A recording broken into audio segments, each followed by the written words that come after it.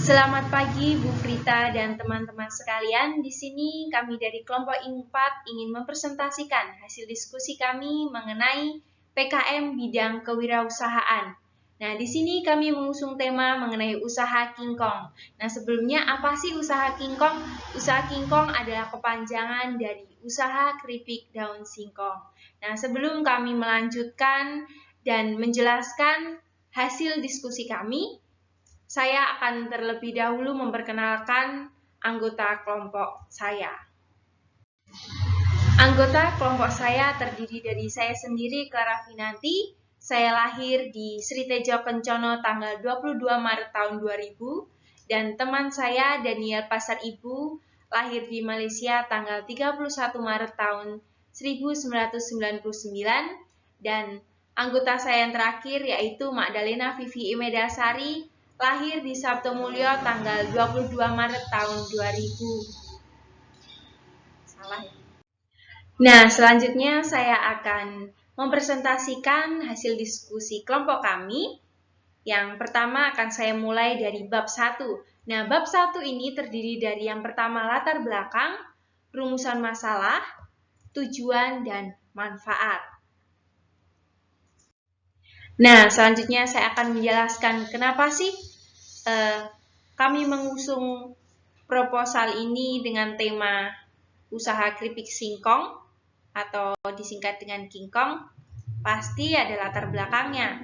Nah, latar belakangnya yaitu kita secara bersama mengetahui bahwa saat ini banyak sekali pengangguran yang tersebar di negara Indonesia kita ini.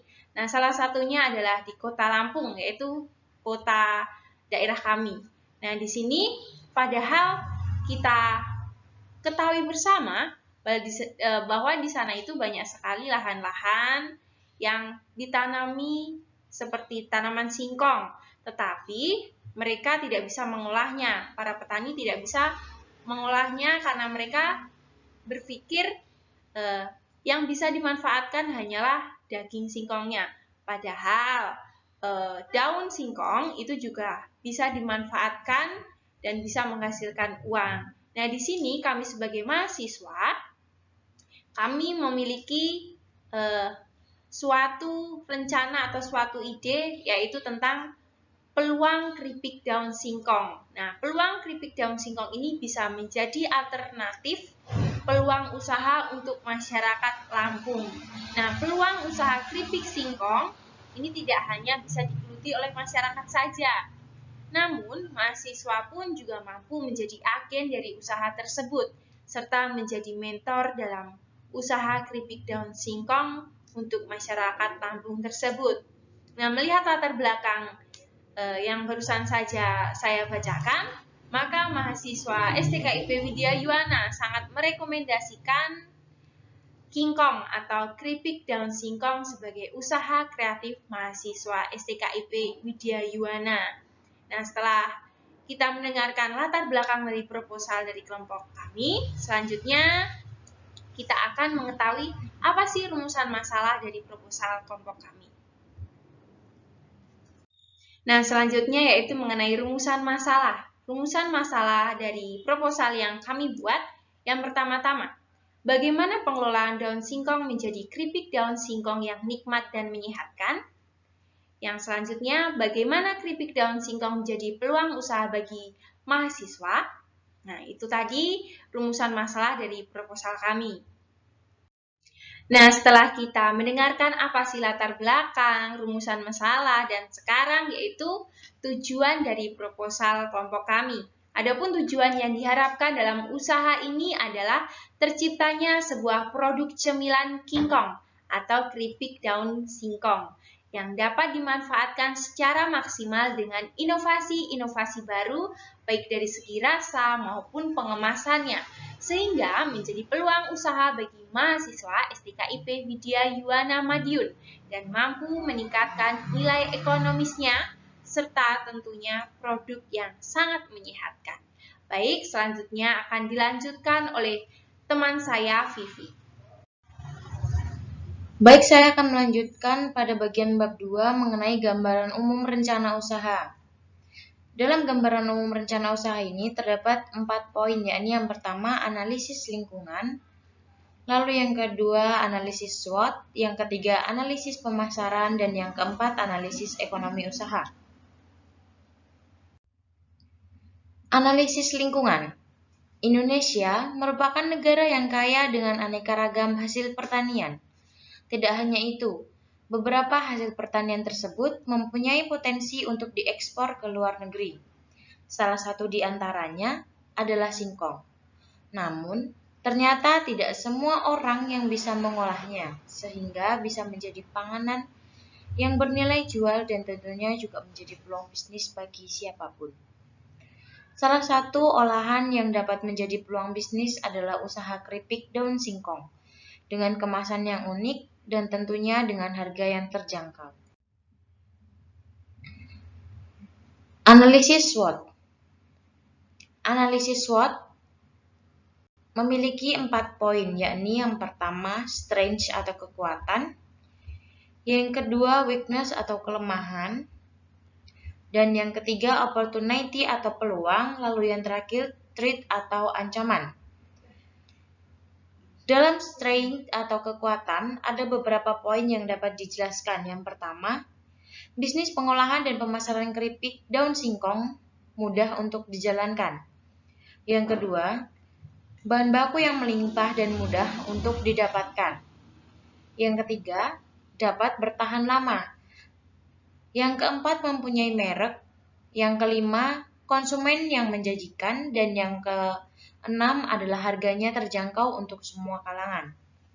Lalu untuk bagian weakness atau kelemahan, terdapat 2 poin yang dapat dijelaskan. Yang pertama, promosi yang belum meluas. Dan yang kedua, kalah saing dengan makanan ringan impor yang terkadang harganya jauh lebih murah. Lalu yang ketiga, opportunity atau peluang. Dalam peluang ini, ada beberapa poin juga yang dapat dijelaskan. Yang pertama, kesempatan biaya produksi yang murah. Lalu yang kedua, kesempatan menguasai pasar. Yang ketiga, tidak butuh karyawan banyak. Yang keempat, masih sedikit pesaing dalam usaha ini. Yang kelima, mudah dalam pengembangan variasi rasa. Yang keenam, mudah mengembangkan wilayah pemasaran. Lalu yang terakhir adalah threats atau ancaman. Ada 3 poin yang dapat dijelaskan dalam permasalahan threat atau ancaman, yakni yang pertama, perubahan selera konsumen. Yang kedua, standarisasi kualitas keripik dan daun singkong. Dan yang ketiga, seiring berkembangnya usaha yang kami dirikan ini, maka akan muncul pesaing-pesaing baru dalam usaha ini. Lalu analisis pemasaran. Dalam analisis pemasaran ini, terdapat 3 poin penting yang bisa dijelaskan, yakni yang pertama, di STKIP Widya Yuwana Madiun, belum ada pengusaha yang mengembangkan wirausaha keripik daun singkong, sehingga dari segi persaingan pasar dapat dihindari. Lalu yang kedua, kebutuhan mahasiswa terhadap makanan ringan akan mendukung terhadap perkembangan usaha ini. Yang ketiga, dari segi bahan baku, Indonesia merupakan negara penghasil ubi yang secara otomatis juga produksi daun singkong. Jika daun singkong dapat dimanfaatkan dengan sebaik mungkin, apalagi dibuat dalam bentuk wirausaha, maka ini akan membuka peluang kerja baru yang berujung pada kurangnya jumlah pengangguran di Indonesia. Selanjutnya adalah analisis ekonomi usaha. Analisis ekonomi usaha terbagi menjadi 2, yakni yang pertama, pada investasi awal. Investasi awal ini ada total biaya semua untuk menganggarkan barang dan bahan dengan sejumlah Rp5.305.000. Lalu untuk pembelian bahan baku dengan jumlah total Rp1.275.000. Analisis pendapatan dan kelayakan usaha. Yang pertama, produksi 1 bulan. Dalam 1 bulan dapat produksi sebanyak 500 bungkus keripik daun singkong. Dan yang kedua untuk harga jual, per kemasan adalah Rp7.000. Ketiga, biaya produksi adalah sejumlah Rp1.225.000. Dan yang keempat adalah hasil penjualan, sama dengan produksi 1 bulan dikali harga jual, yakni 500 bungkus dikali Rp7.000 dan dikurangi oleh hasil produksi, maka sama dengan 3.500.000 dikurang 1.225.000, maka total yang diperoleh adalah 2.275.000. Kemudian untuk B per C rasio sama dengan 2,9%. Usaha dapat dikatakan layak jika B per C rasio lebih dari 0, karena B per C rasio lebih dari sama dengan 2, maka usaha ini layak untuk dijalankan. Artinya, tiap satuan biaya yang dikeluarkan diperoleh hasil sebesar 2,9 kali lipat. Lalu untuk ROI atau Return on Investment sama dengan dikali 100. Sama dengan dikali 100%, mendapat hasil 185,7%. Usaha dapat dikatakan layak jika R per C rasio lebih dari 1,00. Jadi, dari biaya yang dikeluarkan sebesar 2.450.000 akan diperoleh hasil penjualan 185,7%, sehingga usaha ini sangat layak untuk dijalankan. Perhitungan pengembalian modal. Dengan rumus biaya investasi awal dibagi dengan keuntungan. Biaya investasi awal sejumlah Rp5.305.000 dibagi dengan keuntungan dengan sejumlah Rp2.275.000, maka diperoleh hasil 2,3. Artinya, modal usaha ini akan terlunasi dalam waktu 2,3 bulan. Berdasarkan penghitungan analisis kelayakan usaha di atas, maka usaha tersebut sangat layak untuk dikembangkan dan dilaksanakan karena menjanjikan pemerolehan profit yang tinggi. Baiklah, selanjutnya akan dilanjutkan oleh rekan saya Daniel pada bab ketiga. Baiklah, akan saya lanjutkan pada bab ketiga. Pada bab ketiga ini kita akan membahas tentang gambaran umum usaha. Yang pertama ada pemantapan usaha. Pemantapan usaha ini adalah perencanaan yang matang dalam memulai sebuah usaha adalah sebuah keharusan. Hal ini bertujuan untuk membagi job masing-masing anggota untuk mempermudah lancarnya usaha dengan struktur yang jelas. Untuk itu, kami membuat sebuah manajemen organisasi agar rencana usaha ini dapat berjalan seperti apa yang kami harapkan, dan sebagai berikut perencanaan manajemen organisasi. Yang pertama itu ada usaha, ada nama usaha. Di dalam nama usaha ini nanti ada penjelasan tentang jenis usaha, bentuk usaha, nama produk, bidang usaha, alamat produksi, tanggal berdiri, lalu ada nomor telepon atau email, lalu ada visi dan misinya. Yang kedua mengenai sejarah nama usaha. Setelah dijelaskan di bab awal tadi, alasan kami memberi nama usaha dan nama produksi atau merek mengenai nama King Kong, karena King Kong adalah pendekan dari keripik daun singkong. Dengan nama tersebut diharapkan dapat menjadi daya tarik untuk menimbulkan minat masyarakat untuk melakukan pembelian terhadap produksi kami. Lalu selanjutnya nama pemilik usaha. Di sini nama pemilik usahanya adalah mahasiswa STKIP Widya Yuwana yang terdiri dari kami bertiga tadi, yaitu Clara, Vivi, dan saya Daniel. Lalu alamatnya ada di Kota Gajah Lampung Tengah. Umur kami kisaran 22 tahun. Lalu pekerjaan kami sebagai seorang mahasiswa. Lalu lanjut dalam bidang usaha. Bidang usaha yang kami jalankan ini adalah usaha kelompokan yang bergerak dalam bidang produksi pengolahan makanan ringan, yaitu seperti yang awal tadi, yaitu keripik daun singkong. Lalu ada mengenai pengadaan alat dan bahan. Kalau pengadaan alat dan bahan ini seperti biasa juga, alat peralatan-peralatannya umum, ada seperti kompor, lalu ada tabung gas yang biasa 3 kg, ada wajan, timbangan, dandang, baskom, dan lain-lain. Lalu kita lanjut ke bahan baku. Bahan baku utamanya pasti daun singkong. Yang kedua tepung beras, tepung ketan, telur ayam, ada minyak goreng, bawang merah, dan bumbu-bumbu yang lainnya. Selanjutnya mengenai pengolahan. Dalam pengolahan pembuatan keripik dan daun singkong ini perlu melewati beberapa proses, yaitu sebagai berikut. Yang pertama, kita mungkin dapat mencampurkan setengah kilogram tepung beras ke dalam 1/4 kilogram tepung ketan dengan air. Yang kedua, haluskan bumbu-bumbu seperti bawang dan bumbu-bumbu lainnya.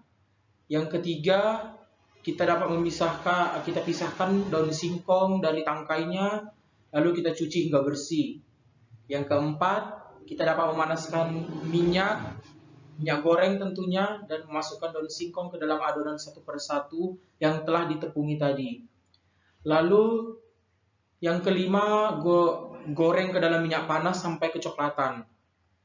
Yang keenam, angkat keripik dari minyak lalu tiriskan. Seperti biasa, setelah kita menggoreng agar dapat lebih renyah, ya kita mungkin dapat menutup gorengan tersebut agar tidak melempem atau tidak lembek. Lalu yang ketujuh, setelah itu kita masukkan 15 lembar keripik daun singkong ke dalam kemasan plastik, lalu dikemas sedemikian rupa. Lalu mengenai pengemasan. Dalam proses pengemasan ini yaitu dilakukan ketika setelah proses pengolahan daun singkong menjadi keripik. Maka selanjutnya adalah keripik daun singkong ditiriskan terlebih dahulu kurang lebih dari 15 menit. Kemudian baru siap untuk dikemas menggunakan plastik yang sudah disiapkan sebelumnya. Dan kemudian ditempelkan label serta tulisan yang menyangkut dalam kemasan keripik daun singkong tersebut. Lalu ada promosi dan pemasaran. Mengenai promosi dan pemasaran ini, penjual keripik daun singkong akan dilakukan dengan beberapa cara, yaitu dijual kepada konsumen, toko-toko, bahkan kami melakukan melalui online shop. Setelah itu, mengenai pembahasan bab 4 akan dilanjutkan oleh saudari kami, Clara. Baik, saya akan melanjutkan bab yang terakhir, yaitu bab 4. Dalam bab ini akan membahas mengenai anggaran biaya, peralatan penunjang, bahan habis pakai, dan jadwal kegiatan. Nah, dalam anggaran biaya sudah dijelaskan, intinya sama, sudah dijelaskan oleh teman saya Vivi tadi, yang dalam bagian analisis ekonomi usaha. Jadi anggaran biaya sama persis seperti itu. Nah, selanjutnya mengenai peralatan penunjang. Nah, peralatan penunjang itu merupakan alat pendukung untuk proses pembuatan barang produksi itu. Nah, alat penunjang yang digunakan juga sama seperti yang sudah dijelaskan oleh teman saya sebelumnya. Jadi tidak perlu saya jelaskan kembali ya. Dan selanjutnya yaitu bahan habis pakai. Nah, apa sih bahan habis pakai? Nah, bahan habis pakai ini merupakan barang yang hanya dapat digunakan dalam satu kali pemakaian. Nah, dalam usaha yang kami rintis ini, bahannya digunakan secara habis pakai yaitu ya daun singkong, tepung beras, tepung ketan, telur ayam, minyak goreng, bawang merah, ketumbar, dan lain sebagainya. Nah, yang terakhir yaitu mengenai jadwal kegiatan.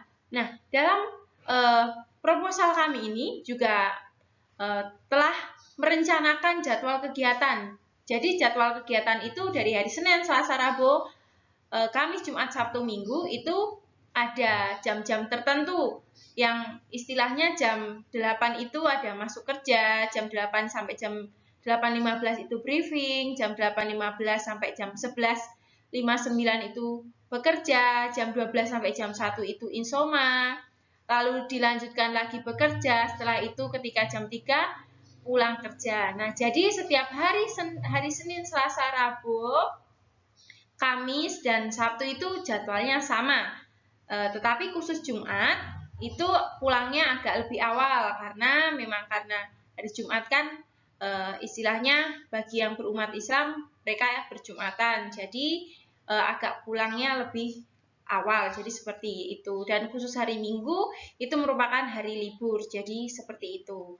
Nah, baik, itulah tadi hasil presentasi kelompok kami dari awal sampai akhir. Apabila ada kata-kata yang kurang berkenan di hati Ibu Frita dan teman-teman, kami mohon maaf. Kami akhiri. Selamat siang dan shalom, dan tetap semangat untuk kita semua. Terima kasih.